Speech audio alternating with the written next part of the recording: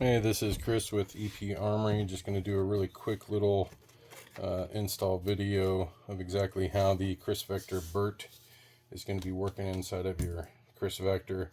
I have upgraded mine from a Gen 1 fire control group to the Gen 2.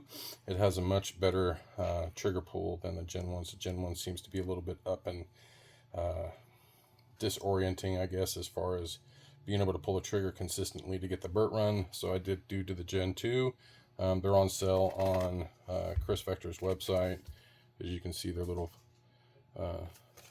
tag here. But the roller is actually going to go underneath this spring, which is for your disconnect, and that is what your bolt is going to come up and make contact with to reset your trigger.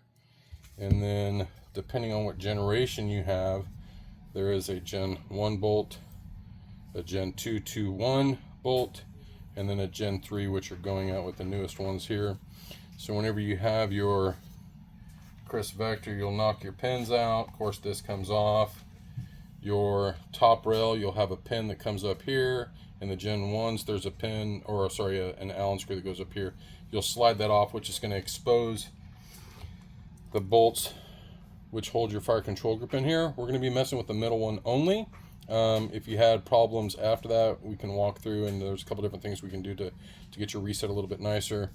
But like with the Gen 2, since we're doing this right here, you're actually going to install it through the top of your receiver, which is, if you can see here, that is going to adjust the reset for your trigger. You can see it actually adjusting that down. So you're going to want to get it to where your trigger is set at about a 16th reset. Very short. Obviously, the shorter you get it, the better it's going to be. But if you get it too short, then you can have some malfunctions as well.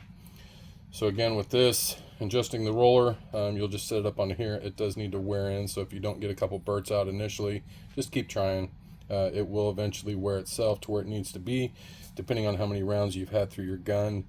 It could be, a couple mags. If you've got a really war-in gun, it could be right off the bat. It's just going to be different depending on how many rounds people put through their Kriss Vectors. So this will be, again, back up inside of the gun. We're going to be messing with the center bolt, not the outer bolts. This screw will run down to where you're going to adjust your trigger, take up all that reset, which I think Kriss Vector should have done initially. But we're going to fix that with this bolt for your FRT to be engaged from your roller and get you spitting out some ammo. I know this is simplistic. We're trying to make it as quick as possible so that YouTube doesn't take down another video. If you have any questions, you can always give us a call, 512-588-6034, or you can use the Contact Us tab via the website, and we'll reach back out to you and we'll get you running. Appreciate y'all.